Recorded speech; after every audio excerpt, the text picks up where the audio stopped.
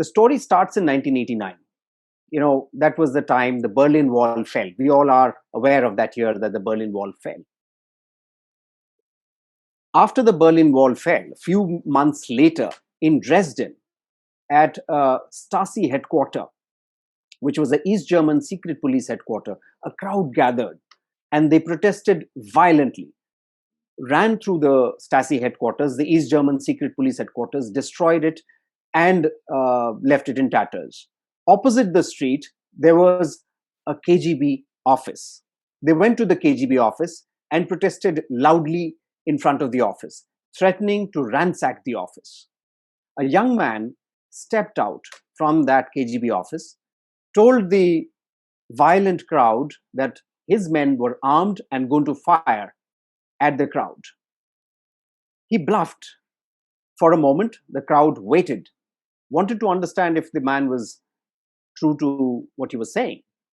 But the man said, look, you can't do this against the KGB headquarters, KGB office here in Dresden. We're going to open fire and we're going to kill you. The crowd stopped. The man then called up his Russian headquarters and asked for protection.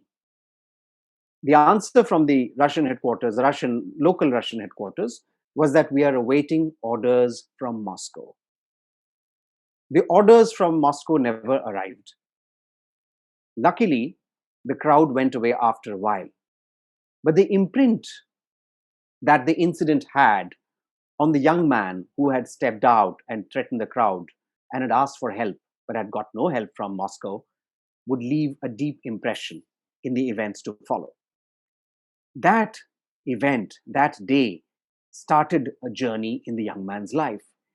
Humiliated and lost, he went back to Moscow after his posting in Dresden was abruptly over. That man was Vladimir Putin. That day, he started his journey of restoring Russia's pride. For right or for wrong, his understanding of history, Vladimir Putin's understanding of history, is deeply rooted in the postscript of the Cold War, which is basically which has a rise of the U.S. as a sole superpower on one side, combined with the decline of Russia as a superpower. But he had it in his mind that over the years, as he rose through the ranks, he wanted to deploy his ambition at some point of time in the course of his political journey. Over a period of time, he became an authoritarian leader, and in 2008, much later, Putin and Russia attacked Georgia. He realized that the U.S. and the NATO forces could not do much. 2014, he again attacked Crimea, but nothing happened because the U.S. and the NATO forces did not have much of teeth to actually oppose Putin's invasion. In 2021, by 2021, he had also got an ally in China, which was also a very strong power in the world arena by now.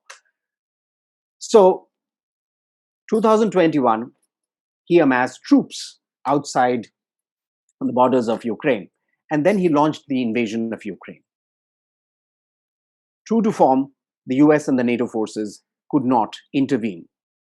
Now, this is a context, how the journey of an authoritarian leader or an authoritarian dictator is rooted in the circumstances of history where he finds relief. And that's how Putin started his journey.